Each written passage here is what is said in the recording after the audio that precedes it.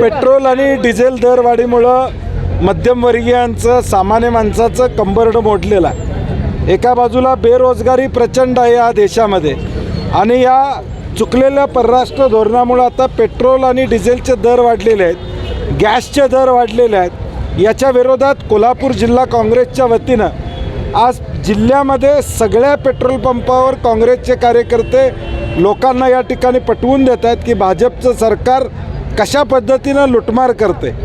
इकडं शेतकऱ्यांना खतं मिळत नाहीत, शेतकऱ्यांना त्या ठिकाणी डिझेल दरवाढीमुळे फटका बसला आहे, महागाई वाढत चाललेली आहे आणि आज तर कोल्हापूर जिल्ह्यातली परिस्थिती अशी आहे की 30% पेट्रोल पंप बंद आहेत। म्हणजे लोकांना पेट्रोल पुरवठा देखील व्यवस्थित करू शकत नाहीत। त्याचा निषेध करण्यासाठी आज जिल्ह्यातल्या सगळ्या पंपावर काँग्रेसचे कार्यकर्ते या ठिकाणी उतरलेले आहेत। जूनच्या पहिल्या आठवड्यात मिनी लॉकडाऊन लागेल अशी एक शक्यता होती। नाही, मोदी आहे तर सब मुमकिन आहे, म्हणजे काही होऊ शकते। म्हणजे थाळ्या वाजवायला सांगतील किंवा टाळ्या वाजवायला सांगतील, आता काही होऊ शकते।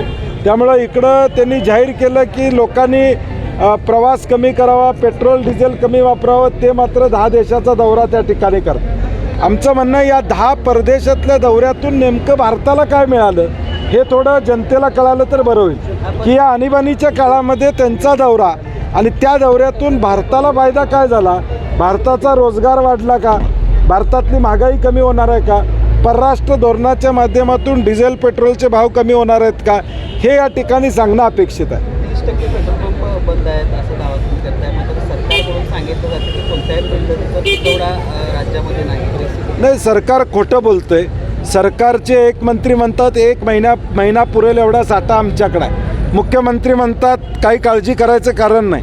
हे सुपरफिशियल सगळं आहे। लोकांना संभ्रम अवस्थेत ठेवायचं काम सरकार करतं आहे। लोकांना हळूहळू मग पंप का बंद पडायला लागले, पंप का बंद व्हायला, आता आज देखील मला आत्ता फोन येतात जिथं आंदोलन जाते तिथं सकाळीच पंप बंद आहेत, म्हणजे पेट्रोल डिझेल नाही आहे यामुळं बंद आहेत पंप। आणि त्यावेळी पेट्रोलचे दर किती होते हे लोकांना आम्ही सांगण्याचं काम केलेलं। ज्यावेळी क्रूड ऑइलचे दर कमी होते त्यावेळी सरकारनं देशातले दर कमी केले नाहीत, किंबहुना ते वाढवूनच ठेवले।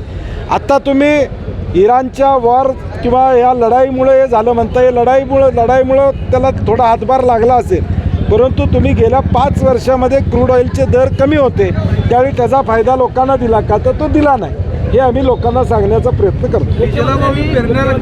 शेतकरी कर्जमाफीचा निर्णय घेतलेला आहे, काँग्रेस म्हणून काय भूमिका असणार आहे? कारण नाही, ऑलरेडी त्याच्यावर आम्ही बोललेलो आहे। पूर्वीसुद्धा आम्ही कर्जमाफी केलेली, आता प्रत्यक्षात किती लोकांना लाभ मिळणार आहे हे या ठिकाणी महत्त्वाचं आहे आणि कर्ज माफ केलेल्या बँकांना सरकारकडून पैसे लवकर मिळणार आहेत काय महत्त्वाचं।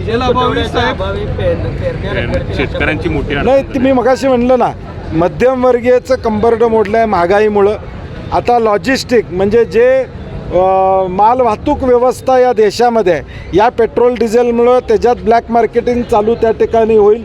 आता उद्याच्या भविष्यकाळात लोकांना शहरामध्ये भाजीपाला मिळणं या अवघड होऊन जाईल, शेतकऱ्यांना ट्रॅक्टर चालवणं या ठिकाणी अवघड होऊन जाईल, म्हणजे जी शेतीवर अवलंबून अवजार आहेत ती देखील चालवणं अडचणीचं होईल।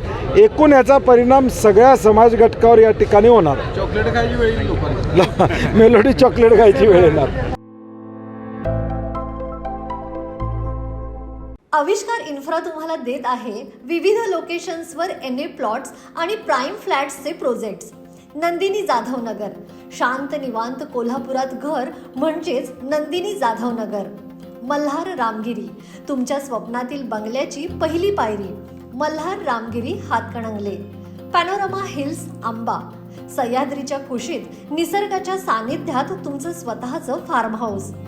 पद्मवीरा सिटी जयसिंगपूर, एक आधुनिक लाईफस्टाईल देणारा 1 and 2 BHK होम्सचा प्रोजेक्ट।